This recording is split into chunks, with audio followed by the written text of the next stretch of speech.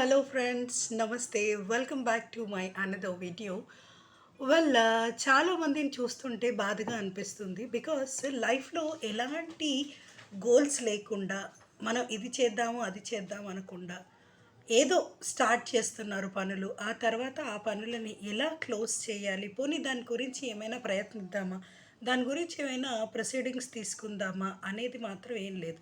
ఇవాళ పనిని మొదలుపెట్టి ఓ 10, 15 రోజుల తర్వాత వాళ్ళకి మళ్ళీ వెలిగినప్పుడు, బుర్ర వెలిగినప్పుడు, అయ్యో! నేను ఆ పని చేసేదుండే గదా! అది అక్కడే వదిలేసిన గదా! అన్న ఇదిలోనే ఉంటున్నారు తప్ప, అయ్యో! నేను ఆ పనిని కంటిన్యూ చేయాలి అనేది మాత్రం లేదు. సో, చాలా ఫ్యామిలీస్‌లో చూస్తున్న సిట్యుయేషన్స్ ఏంటి అంటే, గొడవలు ఎక్కువగా వస్తున్నాయి. ఆ గొడవలు ఎందుకొస్తున్నాయి అంటే, ఆర్థికపరమైన ఇబ్బందుల వల్ల వస్తున్నాయి. జనరల్‌గా వైఫ్ అండ్ హస్బెండ్ మధ్య జరుగుతున్న ఈ రిలేషన్‌షిప్‌లలో ప్రతి ఒక్కరు కూడా గొడవ పడుతున్నారు. Because of their financial crisis. So, అంటే భార్య ఎక్కువగా సంపాదించి, భర్త తక్కువగా సంపాదించడము. లేకపోతే భార్యకు విలువ ఇవ్వకుండా, భార్య సంపాదించిన ఆ డబ్బుని మొత్తం భర్తనే గ్రాబ్ చేసేసుకొని, ఆయన ఇంకా ఆమెకేదో పదో పాతికో అలా పారేసి, ఇక నేనే మొత్తం చేసేస్తున్నా అని ఉద్ధరిస్తున్న ఉద్ధారకులందరూ ఉన్నారు కదా! సో, అంటే నేనే నిన్ను ఉద్ధరిస్తున్నా, finally you are waste. But నువ్వు సంపాదించిందంతా నా గ్రిప్‌లోకే రావాలి అని చూస్తున్న కొంతమంది పురుషులున్నారు సమాజంలో. సో, ఇంకా వాళ్ళు మేమే ఏదో చేస్తున్నాం, ఈమెకు అన్నీ మేమే చేసి పెడుతున్నాం అన్నట్టు బిల్డప్‌లన్నీ ఇస్తూ ఉంటారనమాట. సో, అలాంటి వాళ్ళు ఇక్కడ వీళ్ళు మానసికంగా బాధపడుతున్నారు. మరి వీళ్ళ ఉనికిని మనం గుర్తించట్లేదు. వీళ్ళని మనం బాధిస్తున్నాము. సో, ఈ బాధ మనకెప్పుడు అర్థం కావాలి అనేది ఏం లేదు. అండ్ అలాగే వైస్ వర్సా ఉన్నారు సమాజంలో. మొత్తం మగోళ్ళని మనం బ్లేమ్ చేయాల్సిన అవసరం లేదు. Because there are lot of womens, వాళ్ళు కూడా హస్బెండ్‌ని బాగా హెరాస్ చేసే పార్టీ చాలానే ఉంది. సో, ఆ పార్టీలేంటంటే, మనం ఉన్నామా, తిన్నామా, పడుకున్నామా, మనకసలు ఏమీ అవసరం లేదు. భర్త సంపాదన మొత్తం మన గ్రిప్‌లో ఉండాలి. మనం ఏమీ చేయకపోయినా పర్వాలేదు, హాయిగా ఉండొచ్చు అని. సో, సమన్యాయ పాలన అంటే అసలు ఏంటి? వైఫ్ అండ్ హస్బెండ్ ఆర్థికంగా గొడవ పడుతున్నారు. పోనీ హస్బెండ్ ఏమైనా ఒక బిజినెస్‌ని స్టార్ట్ చేస్తాను అని చెప్పి, వైఫ్‌కి ముందే చెప్పి, ఇవాళ నేను ఇది స్టార్ట్ చేయాలనుకుంటున్నాను. సో, నువ్వేమన్నా సహాయ సహకారాలు అందిస్తావా అని చెప్పిన తర్వాత, సహాయ సహకారాలు అందించకపోగా వాళ్ళని దిప్పుతుంటారు చూడు.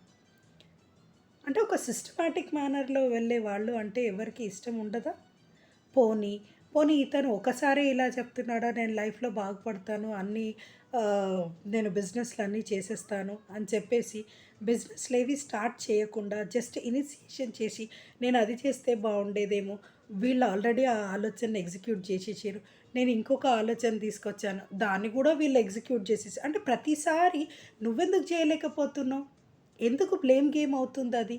అనేది అసలెవ్వరూ ఆలోచించట్లేదు. అంటే ఈ బ్లేమ్ గేమ్‌లో భాగంగా ఎంతసేపటికి నాకు మానసికంగా సరిగ్గా లేదు, నాకు ఆ రోజు ఏదో పనొచ్చింది కాబట్టి నేను దీన్ని ఎగ్జిక్యూషన్ చేయలేను అని అంటారే తప్ప, నేను ఎగ్జిక్యూషన్ చెయ్యకపోవటానికి నేనే కారణం అనేది మాత్రం లైఫ్‌లో ఎప్పటికీ కూడా వాళ్ళు ఒప్పుకోరనమాట. మరి అలాంటి వాళ్ళని ఏం చేస్తే బావుంటుంది? మాట్లాడుకో. సో, లైఫ్‌లో ఎప్పుడైనా సరే ఈ ఆర్థిక లావాదేవీల వల్ల గొడవలు జరుగుతున్నాయి అని అనిపించినప్పుడు, ఎందుకు ఆ గొడవలు జరుగుతున్నాయి? ఆ గొడవలకి కారణం ఏంటి? ఒకవేళ అది డబ్బే కారణం అనుకుందాం. డబ్బు కారణమైనప్పుడు దాన్ని ఎలా మనం స్ప్లిట్ చేసుకోవాలి?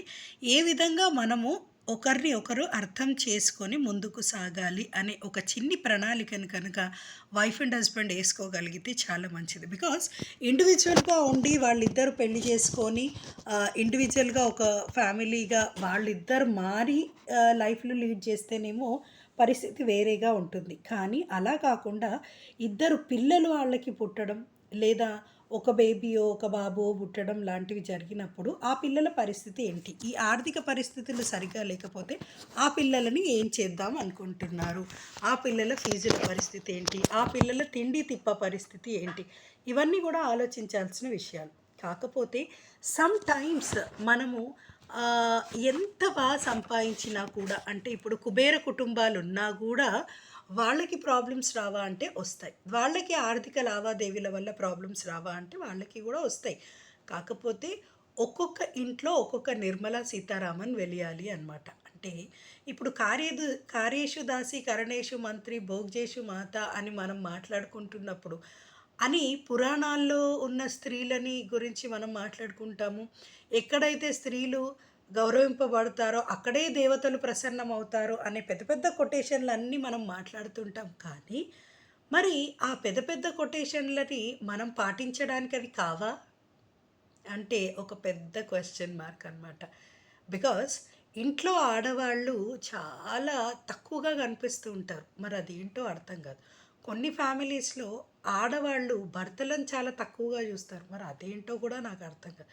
పిల్లల ముందు వైఫ్ అండ్ హస్బెండ్ గొడవ పడ్డప్పుడు, అంటే ఈ డబ్బు విషయంలోనే వాళ్ళిద్దరు గొడవ పడ్డప్పుడు, ఆ పిల్లల చిన్న మనస్సులు అవేవో ఆడుకుంటున్నాయి. వాళ్ళసలు ఏంటి లీస్ట్ బాదర్ అని మాత్రం మనం అనుకోవద్దు. బికాజ్ ఆ లీస్ట్ బాదర్‌లో నుంచే బెస్ట్ అనేది వర్స్ట్ అనేది మనకి బయట తెలుస్తుందనమాట. బికాజ్ మనం ఇద్దరం బాగా గొడవ పడ్డాం. పిల్లలు వాటిని క్యాప్చర్ చేస్తారు. బాగా ఆలోచిస్తారు. బాగా వింటారు. ఏం తెలియనట్టే ఆడుకుంటున్నట్టు ఉంటారు. కానీ ఏదో ఒక టైంలో ఆ పిల్లలు అవన్నింటిని బయటికి మాట్లాడుతుంటారు. మాట్లాడినప్పుడు మనకు చాలా ఆశ్చర్యం అనిపిస్తదనమాట. అయ్యా! ఏంది ఇదంతా నేను మాట్లాడిందే కదా ఒకప్పుడు. అంటే they are my reflections. They are my reflections. అదేదో నేను తాత కోసం గుంత తీస్తున్నాను అంటే చిన్న బాబు నెక్స్ట్ డే బయటికెళ్ళి ఒక గుంత తవ్వుతూ ఉంటాడు. ఏంట్రా నువ్వెందుకు తవ్వుతున్నావు అని అంటే, నువ్వు నిన్న తాత కోసం తవ్వినావు కదా, నేను రేపు పొద్దున నీకోసం కూడా తవ్వాలి కదా నాన్న, అందుకే అది రెడీ చేసిన అంటారు చూడు. ఆ టైప్లో పిల్లలు తయారవుతారు. కాబట్టి పెద్దవాళ్ళుగా మనమే పెద్దవాళ్ళని గౌరవించని పొజిషన్లో ఉంటే మరి రేపు పొద్దున నీ పిల్లలు నిన్నెట్లా గౌరవిస్తారు? అఫ్కోర్స్ నీ ఉనికిని దెబ్బతీసే పనులు అక్కడ జరుగుతున్నప్పటికీ నీకు చేతనైతే నీ ఉనికిని రక్షించుకోవడానికైనా ట్రై చేయాలి. కానీ అక్కడి నుంచి ఎస్కేప్ కావడం అన్నది కరెక్ట్ కాదు. బికాస్ ఎస్కేప్ అయ్యామనుకోండి వాళ్ళకి మనం ఛాన్స్ ఇచ్చినట్టు అవుతాం కదా అన్నెసెసరీలీ. అక్కడ ఉండి మనం సాధించగలిగితేనే దాని గొప్ప అనేది ఏదో తెలుస్తుంది. అంటే మ్యాక్సిమం టైంలలో వద్దు మనకి ఇది అని అనుకున్నాం అనుకోండి, దాని నుంచి బయటికి వచ్చేద్దాం. వద్దు ఇంకా ఈ రొంపి మనకొద్దు అని అనుకుంటే దాని నుంచి మనం బయటికి వచ్చేసాం. అలా కాదు, ఈ రొంపిలోనే ఉండాలి లైఫ్ లాంగ్. నేను కాంప్రమైజింగ్ సిచ్యువేషన్లో అయితే ఉండకూడదు. నేను అడ్జస్ట్ అయితే గాను అంటే మాత్రం కుదరదు.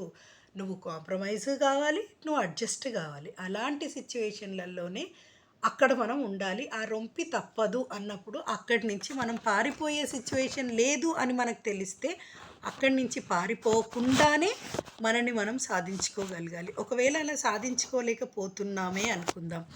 అప్పుడు ఆలోచించాలి. సాధించలేకపోతున్నాను, నా వల్ల కావట్లేదు. మరి ఏంటి నా పరిస్థితి, నా పిల్లల పరిస్థితి అని అనుకున్నప్పుడు ఒకవేళ నీకు ఆర్థిక స్వాతంత్రం అంటే అది ఆడ కావచ్చు, మగ కావచ్చు. కానీ అదేంటో పిల్లల పెంపకం మొత్తము ఒకవేళ విడిపోతే తల్లే మొత్తం చూసుకోవాలి అని అన్నట్టుగా తల్లులే చిన్న బిడ్డల్ని తీసుకెళ్ళిపోతారు. ఏదో 18 ఇయర్స్ వచ్చిన తర్వాత అంటే మొత్తము చిన్న నీళ్లు పోసి అది మహావృక్షాన్ని చేసిన తర్వాత ఆ ఫలాలను అందుకోవడానికి వస్తాడు తండ్రి. ఈ కొన్ని ఫ్యామిలీస్‌లలో జరుగుతున్నాయి. కొన్ని ఫ్యామిలీస్‌లో తల్లే ఆ పిల్లల్ని చంపేసి హాయిగా ఉంటుంది. ఈ మధ్య కాలంలోనే పేపర్‌లో చూసినా నేను.